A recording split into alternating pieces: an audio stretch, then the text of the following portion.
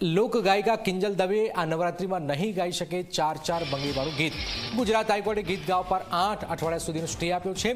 કોપીરાઇટનો case કરનાર company red રિબિને ઉપલી કોર્ટમાં અપીલમાં જવાની રજૂઆત કરતા જ હાઈકોર્ટે સ્ટે આપ્યો છે।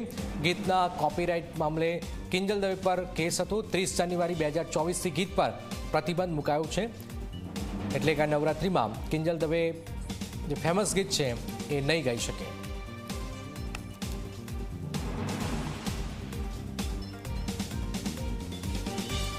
4 નવેમ્બર સુધી ઓર્ડર પર સ્ટે છે। ગીતના કોપીરાઇટ મામલો જૂનો છે અને વિવાદ ખૂબ જ થયો હતો એક સમય, પછી હાઈકોર્ટમાં મેટર ગઈ। હાઈકોર્ટે પણ હાલમાં આ ગીત ગાવા પર પ્રતિબંધ મૂકેલો છે અને ફરીથી આપ જોઈ રહ્યા છો એ પ્રમાણે આ ગીત જે છે ચાર બંગડીવાળું ગીત એ ગાઈ નહીં શકે, કારણ કે કોપીરાઇટનો કેસ કરનાર કંપની રેડ રિબિને ઉપલી કોર્ટમાં અપીલમાં જવાની રજૂઆત કરતા જ હાઈકોર્ટે પણ સ્ટે આપ્યો હતો। ગીતના કોપીરાઇટ મામલે કિંજલ દવે પર કેસ થયો હતો। 30મી જાન્યુઆરી 2024થી જ આ ગીત પર પ્રતિબંધ મુકાયેલો છે।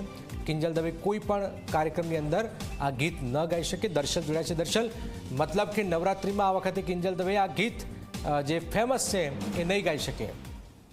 આજે જે હાઈકોર્ટમાં સુનાવણી થઈ જેમાં જ્યાં ચાર બંગડી ગીતને લઈને જે દલીલો થઈ તેની અંદર શરૂઆતમાં હાઈકોર્ટે કિંજલ દવેને રાહત આપતા સમાચાર જે છે આપ્યા હતા, એટલે કે કિંજલ દવે આ ચાર બંગડી ગીત ગાઈ શકશે તે પ્રકારની માહિતી જે છે તે સામે આવી હતી। પરંતુ જે કોપીરાઇટ કેસ કરનાર જે કંપની છે રેડ રિબેન, તેણે ઉપલી કોર્ટમાં જવાની અપીલ કરી હતી અને તેને લઈને અને અન્ય બાબતોને ધ્યાને રાખીને ફરી એકવાર હાઈકોર્ટે આ ચાર બંગડી ગીત જે છે તે કિંજલ દવેના ગાવા ઉપર 8 અઠવાડિયા માટે હાલ રોક લગાવ્યો છે। એટલે કે આગામી જે 4 નવેમ્બર સુધી જે છે તે કિંજલ દવે આ ચાર બંગડી ગીત જે છે તે નહીં ગાઈ શકે, તેના પર સ્ટે મૂકવામાં આવ્યો છે અને વધુ સુનાવણી બાદ નક્કી થશે કે આગામી દિવસમાં કિંજલ દવે આ ગીત ગાઈ શકશે કે કેમ। એટલે કે પહેલા રાહત મળી, પરંતુ તે બાદ આ કંપનીએ આગળ જવાની વાત કરતા ફરી એકવાર આ એક ઝટકો જે છે તે કિંજલ દવેને અને આ ગીતને લઈને લાગ્યો છે। હવે જોવાનું એ છે કે આગામી દિવસમાં આ બાબતે શું થાય છે અને આ ચાર બંગડી ગીત કિંજલ દવે ગાઈ શકે છે કે કેમ,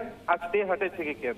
બિલકુલ આભાર દર્શલ। તો આપ જોઈ રહ્યા છો કે એક મોટી ખબર, કિંજલ દવે નવરાત્રિ આવી રહ્યા છે તો ચાર બંગડીવાળું ગીત નહીં ગાઈ શકે।